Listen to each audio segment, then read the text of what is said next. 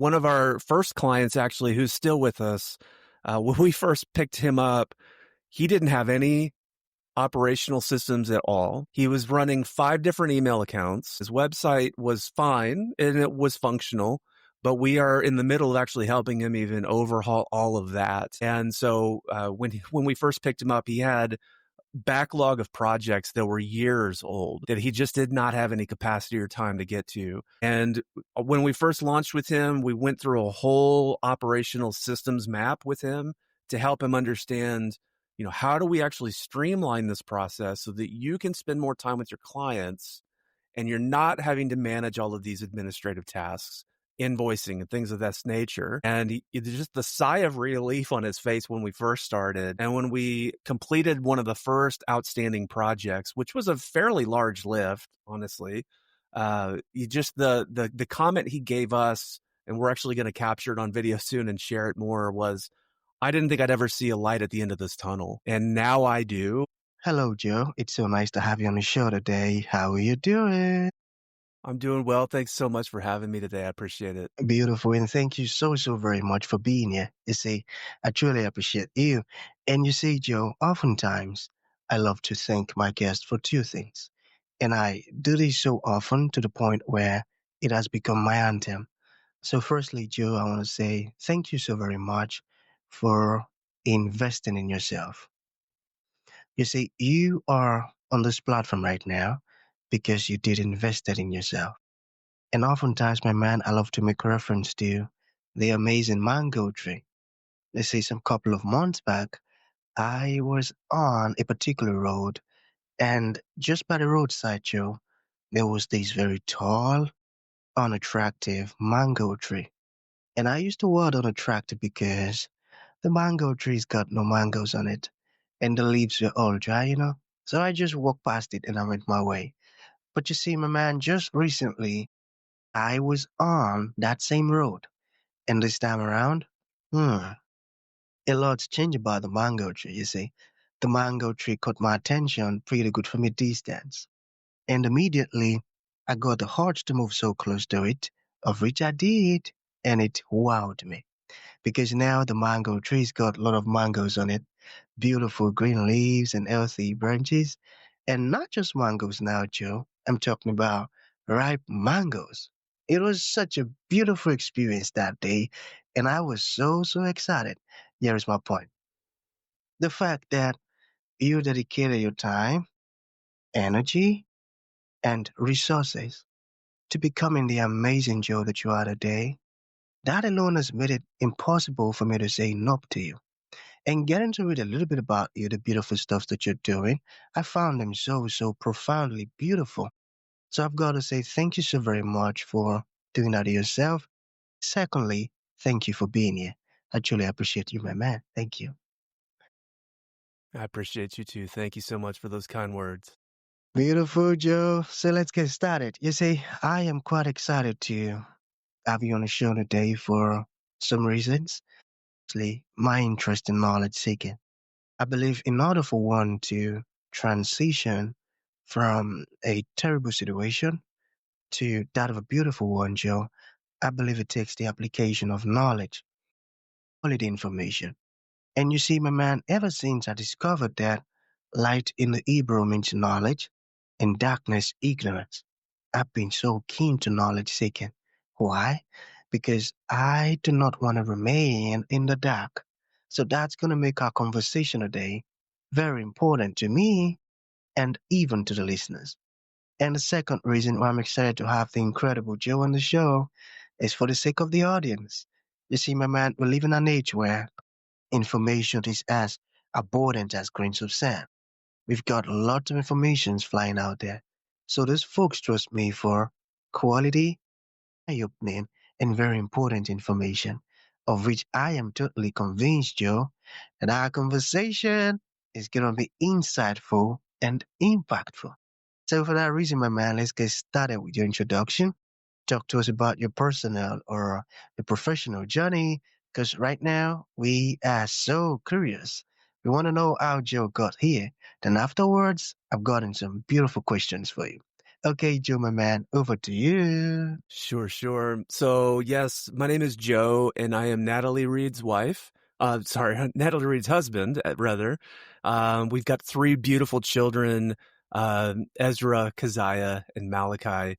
And we've been serving in ministry for a little over 20 years together. It started off as church planting in the Midwest of the United States, and we relocated to South Africa about probably 17 years ago now, and we served there for about 5 years, and then relocated to Boston, Massachusetts about 12 years ago.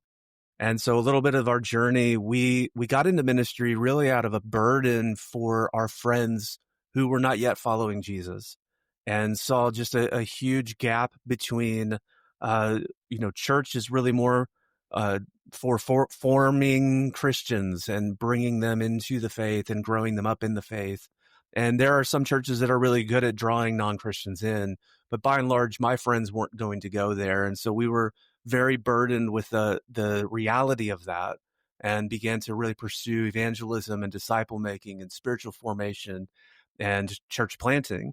The result of that actually led us into South Africa, where the Lord really began to expand our understanding of mission, that it includes not just the individual and their families' entrance into relationship with Jesus, but also their livelihood, their reality on earth now as it is in heaven. And so how do we become an answer to the Lord's Prayer in those ways? And that's really what led us to forming Exponent Group, which is the ministry that I founded 7 years ago. And our team has been continuing to expand really all of our efforts. We like to talk about this in three different lenses that we look at things through. We look to serve leaders to restore their own communities around their spiritual formation, their ministry skills development, and their ability to participate with the Lord in restoring communities and community development projects. So that's a little bit about our background and how we've gotten here. Excited to share a little bit more about some of those stories today. Beautiful.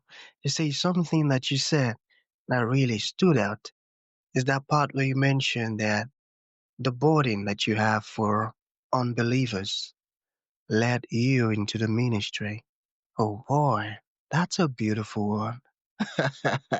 Because, I've heard of some folks who, in their case, it was the total opposite. They started the ministry because they want to exploit the people. They want to oppress the people. You see, folks like that getting to listen to Joe speak, they might realize how evil they are and maybe change their ways. So thank you so very much for the wonderful stuff you're doing. I love it. So I've got some questions here. All right. Are you ready for me? Yes, sir. All right. So Joe, what inspired your passion for the non-profit world? Yeah, I think a lot of things. When I was pastoring a church, I saw what our limitations were in bringing a lot more development to our community. There's a lot of things that go on the inner workings of a church that are really important, really powerful, but there's so much capacity. There's a capacity to do more for the community, and I have found the churches that are doing community development well typically end up having a nonprofit arm to their work. And so a lot of my passion really went back out. It was always outside the walls of the church and saying, how do we reach the lost and help form these communities into ways that would bring honor to the Lord? And so that's a lot of what drove us in the first place to launch the nonprofit work. Amazing, and I got that. Okay, so let's talk about SolveLine. Is it SolveLine or SolveLine? Solve SolveLine. line, yes. Okay, so how has SolveLine impacted team members across West Africa? Yes. So a little backstory on SolveLine. One of our partners is based in Nigeria, and Compassion Team International is the name of that partnership that we have here. And we've been working with them. I've been working with them directly for 15 years.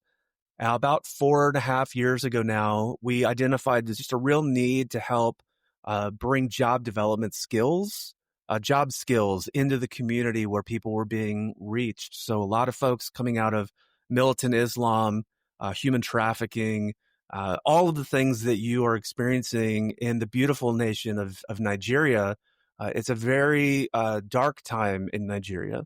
But in the midst of that darkness, we're seeing the Lord shine through, and directly through this partnership we have with Ishaku Taraki, who's my lead director over there, and Compassion Team International. We begin to see, as people are coming to faith, we need to give them job skills. And about a year and a half ago, we actually ran into a situation where we've graduated a lot of individuals. They're really, really sharp, a lot of innovation, a lot of creativity, just a lot of drive. There's just a healthy drive in the community. And so helping them getting placed into jobs became a very large lift, right, for the ministry. And so we decided there were several problems that we were facing. How do we continue to fund this work? And how do we continue to help the folks that are graduating get stable employment? And so we started SolveLine 18 months ago with that drive. We want to help US based or really global based companies, because we're working with people across the globe now, who need administrative assistance, any kind of business process outsourcing service. How can we be your partner in that? Not just a vendor that we're serving you, and it's just an invoiced situation. No, we are actually vested in the health of your business and wanting to help you grow. And so we've launched SolveLine, and we're working with clients around their business needs to help provide administrative support and full-on operational support. Everyone that's involved in this has a bit of an ownership stake in the health of that business, so they get shares of the business. They're also getting very well compensated for their time. It's not like those other traditional outsourcing agencies that are charging you like $40 an hour and guys are only getting paid, 15. No, these guys are getting paid a lion's share of that portion, and the rest of the profits are actually getting poured into the infrastructure, the job training program, and the expansion of everything. So that is 100% of how the model is working. And it's just been a beautiful moment. So the guys working on this, they've come to faith. They've been actually trained up as leaders in ministry. And now we're able to give them gainful employment to pour back into their families and into their neighborhoods and really change the look and the feel of that community at large. We're really excited about what God's doing through SolveLine right now. This is amazing and so beautiful. You're helping them reconnect back to their Heavenly Father, and you're also helping them physically. That's amazing. And that's a smart way to do things. I love that. So you see, I'm curious. Do you have any client story, maybe from someone who, um, okay, like how SolveLine has made a real difference for clients, like success story? You got any? Absolutely. So one of our first clients, actually, who's still with us, when we first picked him up, he didn't have any operational systems at all. He was running 5 different email accounts. He had no marketing plan. His website was fine and it was functional, but we are in the middle of actually helping him even overhaul all of that. And so when we first picked him up, he had backlog of projects that were years old that he just did not have any capacity or time to get to. And when we first launched with him, we went through a whole operational systems map with him to help him understand, how do we actually streamline this process so that you can spend more time with your clients and you're not having to manage all of these administrative tasks, invoicing and things of this nature. And just the sigh of relief on his face when we first started. And when we completed one of the first outstanding projects, which was a fairly large lift, honestly, the comment he gave us, and we're actually going to capture it on video soon and share it more, was, I didn't think I'd ever see a light at the end of this tunnel. And now I do. And I'm excited to just get rid of more of this stuff off of my daily activity. Let you guys take it and run. This has been perfect for me. And so that's a consistent theme we've been hearing from clients. And we're really excited about being able to partner with organizations like Beautiful. So you're helping people spiritually, you're helping them physically and financially, and you're also impacting the world. That's an amazing one. And I love that, man. So there is something I believe is so inevitable, which is challenges, tough times. So, for how long you've been in the ministry now and the beautiful stuff you've been doing, how were you able to overcome those tough periods, those hard moments? Can you share that with us? Yeah, there's several things. One of the things we like to talk a lot about and really help instill in our leaders is a healthy daily prayer practice where we're spending a lot of time in solitude and silence with the Lord. We're in His Word. We extend that into our community life together, and so we're not doing any of this alone. So there's a lot of times when things get hard all the time, especially in ministry, but also in life and in business, and every facet of life is complicated and difficult and challenging. And so having other people who have been on the journey with you and who also share that same prayer practice, that same rhythm of life in God, that's how we've sustained things to date. And I do think, there's just a power, not just in community, but in the sense of team, right? Like even with SolveLine, the ebbs and flows of a startup are there. There's just all kinds of questions. You don't know if it's going to work. You don't know if it's going to make it. And every single time we've hit those low points in the startup phase, um, is Shaku, who's the head of everything, will call me on WhatsApp and just say, "Oh, we're going to pray. We're just going to pray right now. It's hard.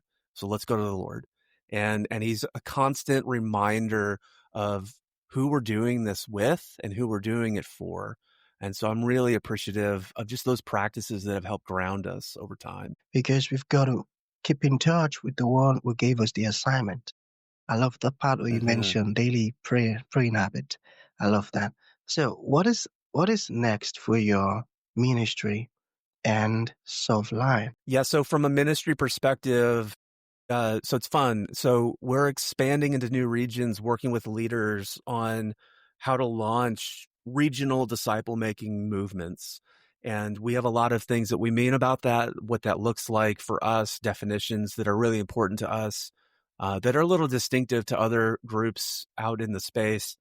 And the other piece that we're really excited about is the innovation around building tools to actually help move the gospel and community development work, which is part of the gospel in our definition, forward in each of these communities. So the real backstory with SolveLine too was that my interest in helping establish it was that our ministry needed an operations team. And I wasn't interested in just hiring a vendor. I wanted people who aligned with our work, who understood the values of what we were pushing forward, and who had the skills and the interest, frankly, in doing that kind of work. It's hard to find people that have all of those things in one place. And so by partnering with the guys in Nigeria, we're not just getting operational team, we're getting ministry partners as a result of it. I'm excited about the whole thing. And that's so beautiful. And that's where some business owners miss it. They just hire people based on cheap labor, or, they don't work with folks who are in alignment with their vision and mission. In other words, they employ people whose purpose is totally different from what they're doing. So you don't do that. Yes. You do the total opposite. And that's a smart woman, man. I love that. So we have two more Thank questions to you. go. Yeah, man. Sure. So what has delegation taught you about productivity and leadership? Oh, I love that question. I'll be honest with you, man. It takes me a really long time to do what our team at SolveLine finds just completely easy. Things like creating an email newsletter would take me 4 hours to create it. But when I just tell them essentially what I want it to say, they have it done within 30 to 45 minutes. And it's just, that's the kind of activity I don't need to be doing. And I need to be able to cast vision and stay ahead of where our ministry is moving. And having a teammate that's there's no emotional investment outside of just writing it really, really well and pure. And they just know how to do it. It's simple tasks like that that just take me a long time. There's no reason for me to be spending time on it. And so my favorite adage in this is our role as leaders is to learn how to delegate so that we can elevate. And when we're in the weeds on activities that just anyone else can do, and frankly do them better and more efficient than us, then we're not leading. We're not leading well. We're not leading forward. And I think that's been the biggest part for me in terms of delegation. This is beautiful. And while you were speaking, I remembered what the apostles did. You know that time when they were having issues between the Greeks and the Jews and about sharing of food, and the apostles said, it ain't our duty to share food. We are sent to go teach and preach, and they appointed some folks to be in charge of that. That's to tell you how important delegation is, and I got that. So finally, my man, what would you like to leave the audience with, like a final thought? And to those folks who would like to reach out to you, learn more about the wonderful stuff you're doing, about your ministry, or even be a partner of your wonderful programs, how can that be possible? Yeah, I would leave you with a few thoughts. I think your work is really important to the King of Heaven, and he loves you, and he wants only the best for you. And there are a lot of ways that you can have a partner in your corner to help you overcome some of the hurdles and the challenges that are inevitable in life, especially in ministry and especially in business. And so if anyone would like to get in touch with us in terms of SolveLine, they can find us at solveline.pro. That's the website, and they can schedule time to chat with us that way. And if anyone's interested in our ministry work, that's exponentgroup.org. And I'm really excited about the expansion that's happening on that side as well. Would love to chat with you on either side of those. Feel free to reach out at any point. Beautiful, and I love that. That's a great one. So that's going to be the end of the show, my man. Thank you for coming, and thank you for sharing this wonderful stuff with us. It means a whole lot, Joe. Thank you. I appreciate it. It was good to be with you, sir.